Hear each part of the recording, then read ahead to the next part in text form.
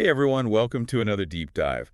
Today we're digging into a fascinating excerpt called How to Learn Anything in 3 Months. 3 months. Yeah, it sounds ambitious, right? But what's really got me hooked is how this excerpt connects a learning method to, well, the learner's whole journey. The learner's mindset, you mean? Exactly. And it all kicks off with this student who's basically at war with math. Ah, that feeling relatable? Totally. They're on the verge of just completely giving up, convinced they're wired for, like, English, humanities, anything but ET numbers. In there. Then they come across this tutor who introduces this gap-filling method. Sounds simple, almost too simple. How so? Instead of starting from scratch, a blank page, terrifying problem, the tutor has the student work with partially solved problems. Interesting. So they're filling in the missing pieces, like a puzzle almost. Right. And that's where the magic happens. Because it forces you to engage actively, right? It's not enough to just read a solution and think, yeah, I get it. Which, let's be honest, we've all done that. Passive learning at its finest. Hmm. But this gap-filling thing, it's like suddenly you're in the driver's seat. Absolutely. Think about how we fool ourselves into thinking we understand something just from observing. But when you're tasked with actually doing it, figuring out those missing steps. That's when the real learning kicks in. 100%. It's the difference between, say, watching a chef cook versus trying to recreate the dish yourself. Perfect analogy. You might think you've memorized the recipe just from watching, but until you're grappling with the ingredients, the timing, the techniques. You don't truly know if you can actually pull it off. And that's where the depth of understanding comes in. And what's amazing is that the student starts applying this gap-filling everywhere.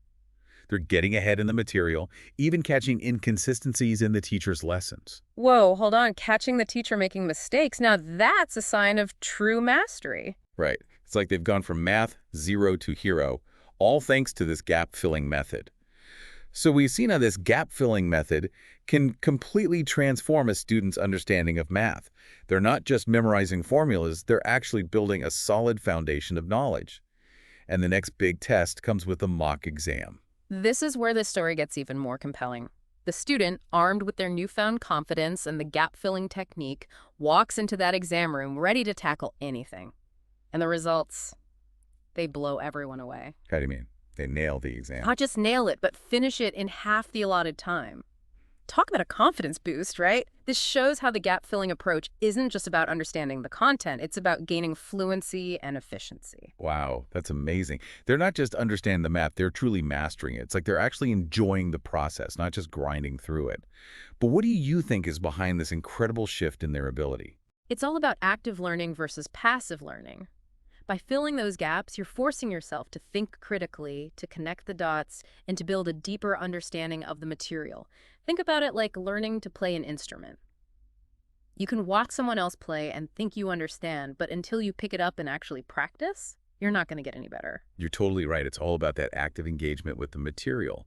But the thing is, this shift in the student's abilities goes beyond just math. It seems like they're developing a new approach to learning itself. That's a really important point. The author, who initially believed they were an English and humanities person, not a math person, begins to realize that this gap-filling technique could be applied to any subject. And it's not just about the technique, but the mindset it fosters. This is where it really clicks for me. It's about growth mindset.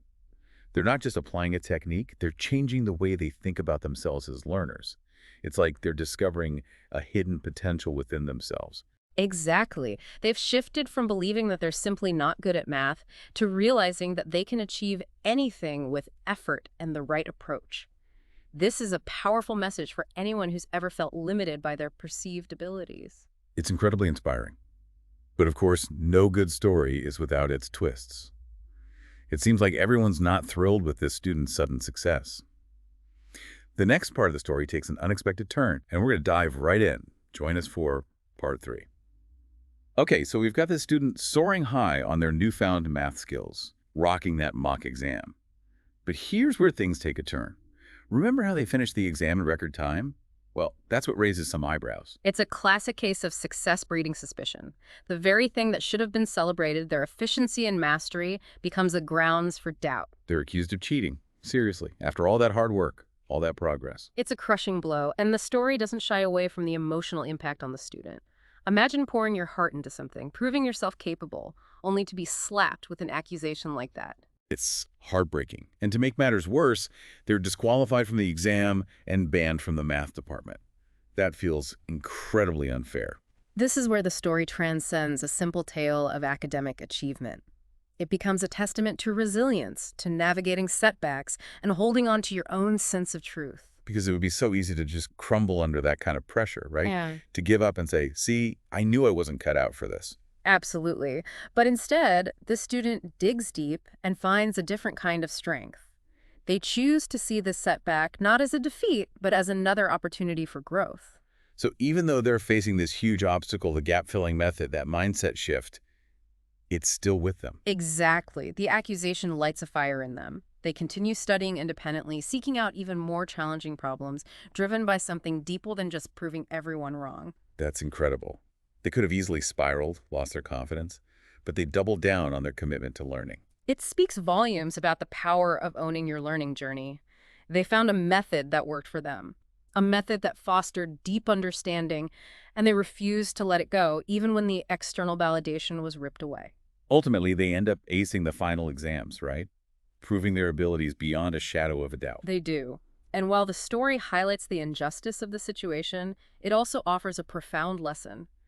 The true measure of learning isn't just about accolades or recognition, but about the inner transformation that takes place. This student walked away not just with impressive math skills, but with an unshakable belief in themselves. They learned that true learning often flourishes in the face of adversity, and that resilience, that unwavering belief in yourself, is just as crucial as any technique or strategy. It's a powerful reminder that our brains are capable of incredible things when we challenge our own limitations and embrace a mindset of growth. And sometimes the most difficult experiences, the ones that test us the most, are the ones that reveal our true potential. It's not just about acing exams or impressing teachers. It's about cultivating a love of learning that stays with you long after you leave the classroom. So as you go about your day, think about this. Where in your own life could you embrace the spirit of gap filling? What challenges might be better tackled with a growth mindset and a healthy dose of resilience? Keep those questions in mind, and until next time, happy learning.